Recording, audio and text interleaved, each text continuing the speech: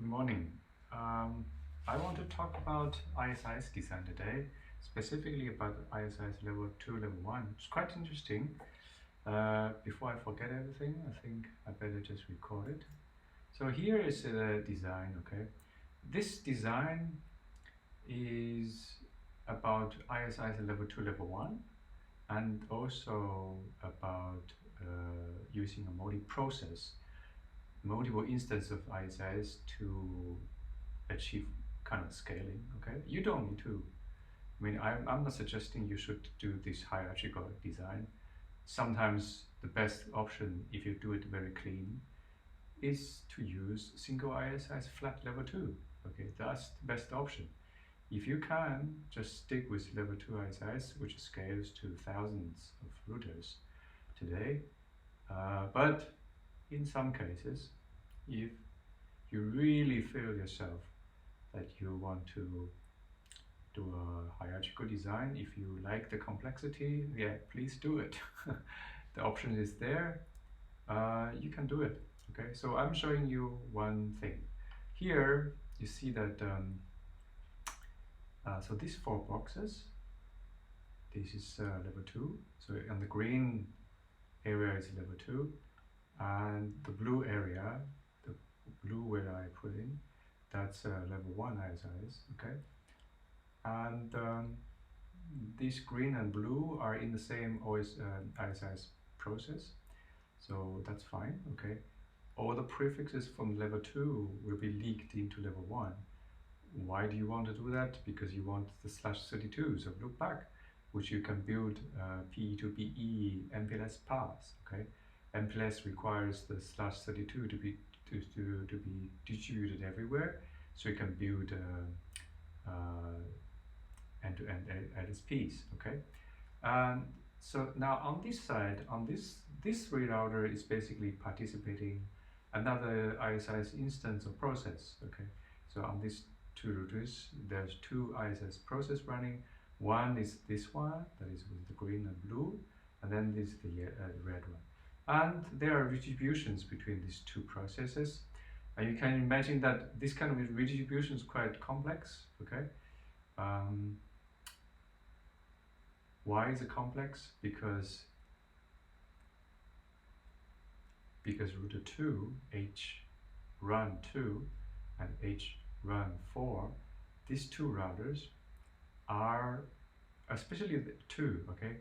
So when you say redistribute process, let's say this is process 1, okay? This guy is process 1, and this guy is process 2.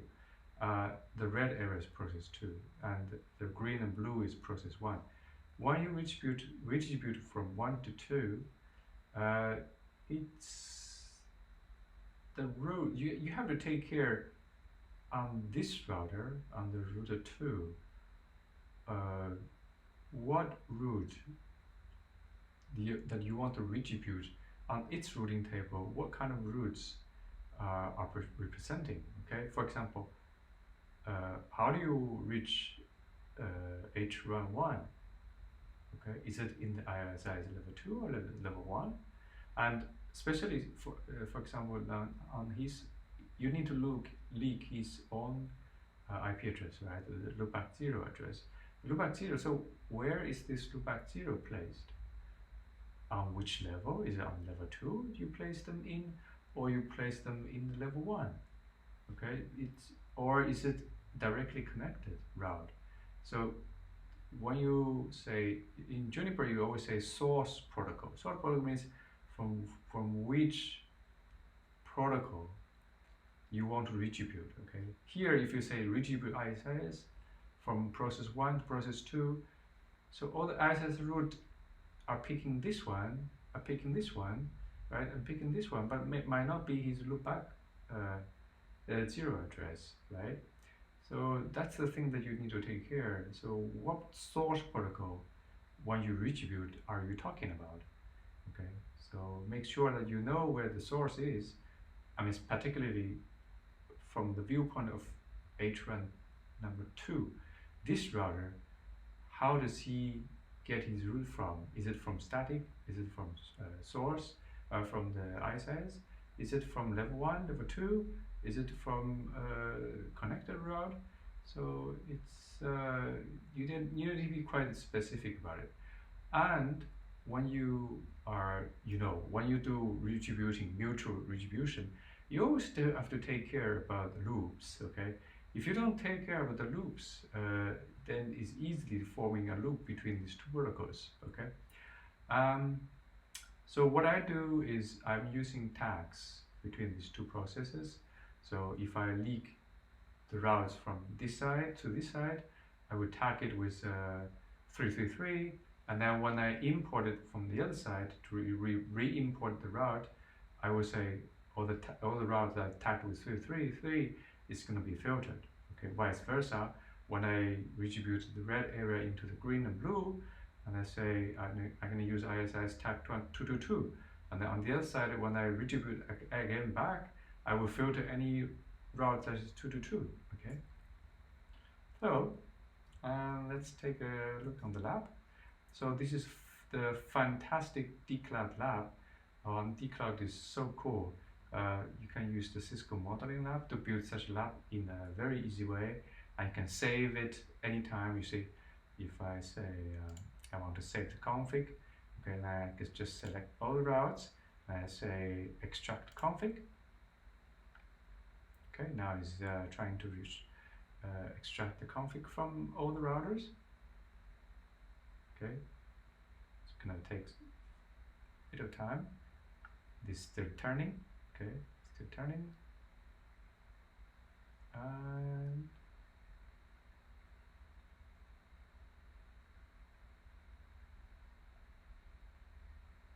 okay, stop. Okay, so now all the configs from the router are extracted. Okay, and what you can do is simply you can just say download the lab. Okay, if I say download the lab, you're gonna save all the configurations, all the things that you have configured, what kind of router, topology, all saved in a YAML file. Which here you say, here you go back to dashboard, and you say import. Here you just import the YAML file, and then you have your lab. It's fantastic. Okay. So now let's take a look on this topology. I'm just going to show you, for example, this router. Okay, one more thing. This route, this lab is solving one very particular unoptimal routing problem. Okay, so you know that when you leak the level 2 routes into level 1, the problem is that when you are leaking the hrun 2's loopback address into the low run, into this level 1 ISIS, okay, in the level 1 ISIS, what happens is now this router, it's gonna use the level 1 link to route towards the router number 2. Okay, it would not use this particular link normally. Okay, unless you put this link in a level 1, level 2 area. Okay, level 1. If you put it into the level 1, level 2, then this router can use this link to reach router number 2 instead of using the link underneath. So why? Because this is normally a backbone link, and you want to use that route to instead of this low bandwidth. Probably this is an access link. There's a low bandwidth, so you don't want to use that. Here the same. If I would have configured this ISIS process as level 1, it would happen the same thing. That if you router 2 want to reach level router 4, if you have leaked the loopback address of router 4 into the level 1 ISIS, then the routing would look like this. Okay, it's gonna use the access link instead of this high bandwidth link. But if I turn this process into level 2, it will use this link without even configure this link as level 1 level 2. So there's two solutions for this optimized routing. Either you put this link in level 1 level 2, so your level 2 area looks exactly like this blue circle, and level 2 you have an overlapping, so level 2 is like that, okay, level 1 is like that. Between these two routers, this is level 1 level 2 links, so they can use the link in the backbone. Here I just have both sides as level 2, so they are absolutely comparable, they have the same preference. Then these two router can basically so this router, when he gets it gets a level 2 update from this side, he would ignore it because he thinks this side is actually just closer, is a shorter metric, because all the default metric is 10. Here you have 10 and 10, 20. So here you have 10. Okay. So I'm going to show you on the lab. So let's jump on this router. So show IP, root. So the router 4 is 1.1.1.5. You see he's using gigabit Ethernet 02, right? He's not using the gig 03.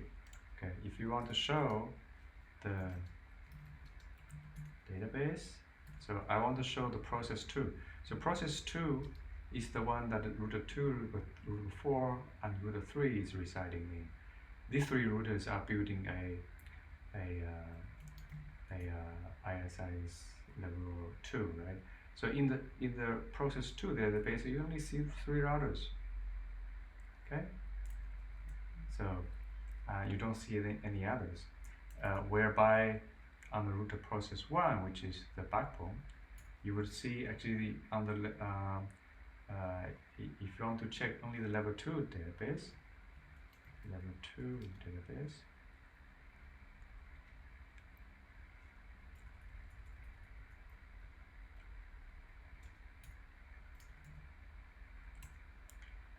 you see also only 4 routers, right? That's the level 2 database.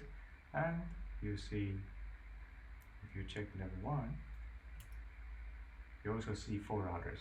That's 1, 2, 0, and 6, right? Yes. Okay.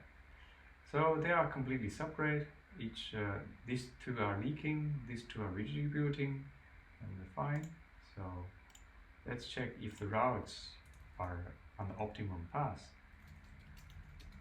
So on router 5, I want to check router 3. Okay, so of course it's on the shortest path. On here, that's 20, metric 20. If we would have been doing this way, okay, then it's wrong because that's 30, right? Metric 30. So okay, just to show you that this is fully dynamic, okay. If I would change the metric on this link to high, okay, I'm gonna force the traffic to go this way. Okay, so 1, 2, 3. Okay, so 1, 2, 3, or 1, 2, 3. So this guy, the router 5 basically would have equal paths, shared group, shared link. One is over this side, so 1, 2, 3. This is of this side, 1, 2, 3.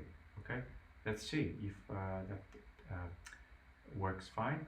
But normally, when you have a hierarchical ISIS, when you are redistributing, normally you would actually lose the visibility of the other side of the domain, right? Because your visibility is only on this side. It would depend on the ABR router to update the topology to make sure that you are on the most optimum path. Let's see if that works.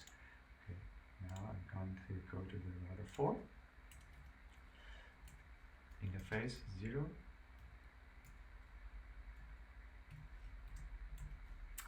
So ISIS metric.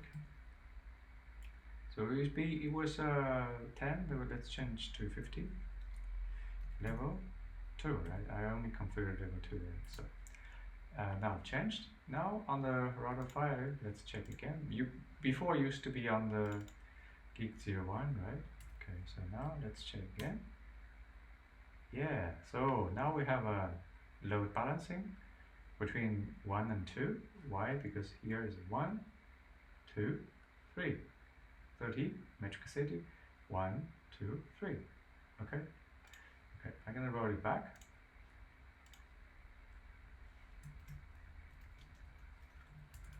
Okay. And let's check on this router to how does he reach router number 6. So on this side, you say Sharpie root. Okay, it's using gig 03. That's correct. So this only 2 hops. Okay, we can also do a trace root.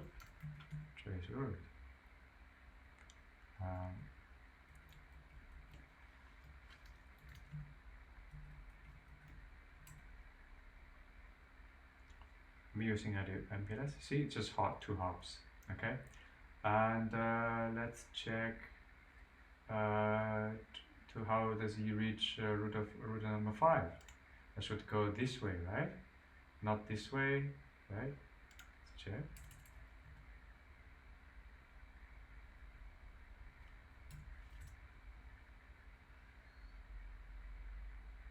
Also 2 hops. Okay, let's check on router 0. That's on the other side of process, but it's on level 1. Let's see.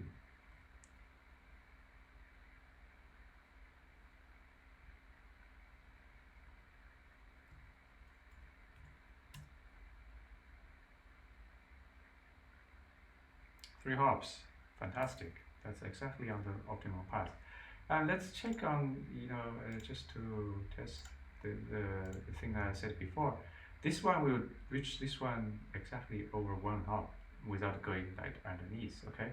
And you can see that router 1 is getting router 2 loop back through level 1 and level 2, okay? How do I know that? I can show you. Okay,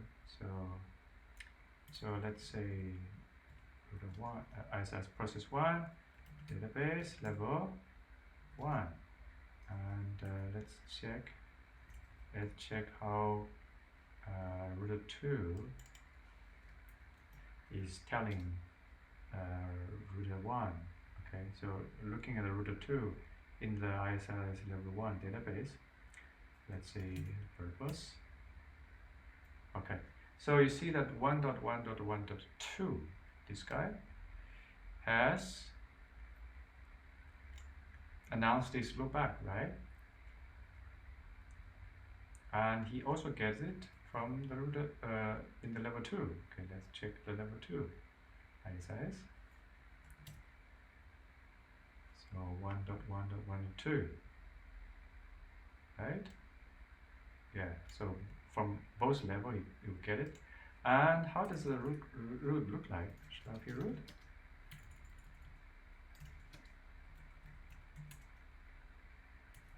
So he's using the gig 01 interface, right? Okay. And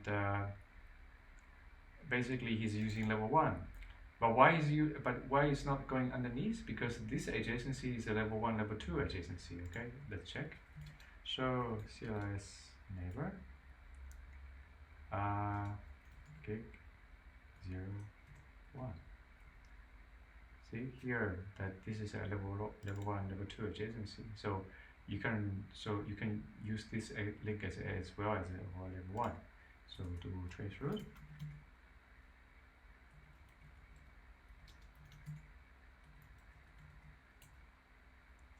Just 1 hop, right? Yes, absolutely. And on this router, the same. As I said, on this router towards the router 3, I'm speaking ISIS level 2. Okay, so gig 03. That's a level 2 ISIS, but it's on the process of ISIS process 2. Okay, so now if you take a look at the config, okay, so you have two ISIS process, okay, and on the process number 2, of course I'm using metric style wide, and you see all these redistributions, all the policies. I can walk you through next time, but for now I don't want to go into that details, but you should just know that, see, I'm redistributing the connected route, I'm redistributing from ISIS process 1 into the ISIS process 2, vice versa from ISIS process level 2, the process number 2 into process number 1. Okay, so anyways, let's take a look on the route.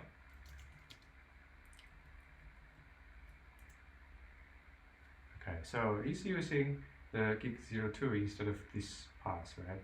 I'm going to show you that underneath, over this level 2 ISIS, I'm also getting the loopback of this router number 4. Okay, so show ISIS, that's process 2 database. There is only one level 2 ISIS database. Okay, so let's check. Yes. Okay, now the router 1.14 is in there. See if I can still turn on advertise passive only. Advertise passive only is a really cool command. That's gonna just make sure that only loopback address is advertised. Okay. What you do is just say passive interface on loopback, and you say advertise passive only. Then the only thing that's going to be advertised now as a protocol will be the loopback, nothing else. The database looks so clean. Okay, so let's maybe put advertise passive only again. Let's see if anything changed.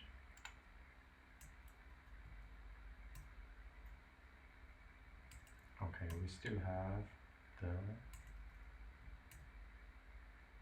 1.1.4. Okay, that's fantastic. So on the other side, I could just check as well that router 4 sees router 2 over this ISIS process 2. Okay, show ISIS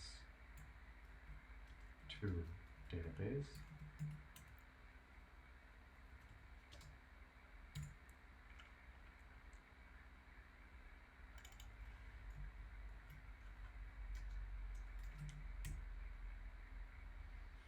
Yeah, so 1.1.2 is always there. Okay, that's what I have missed. So let's see ping. Just do a trace route. Okay, trace route. Source. Just one off, right? Yes. And on the side, I can test as well.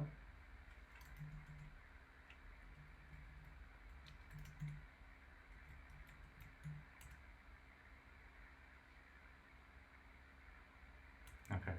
So what? Just again. So I was doing ISIS level 2 here. Okay. That's process number 1, and I'm doing process number 2 on this 3 router. I'm doing also ISIS level 2. So both are level 2. So there's no preference. If you would have put this into level 1, then always, as soon as this router 4 leaks his loopback into level 1, you have routings like this, which is optimal. Okay. So the trick is really to use ISIS level 2 on the other process to make sure that you don't have this issue. And then on the classical ISIS level 2, level 1 design, you have to make sure that this link is always in level 1, level 2. Okay? Okay, thank you very much.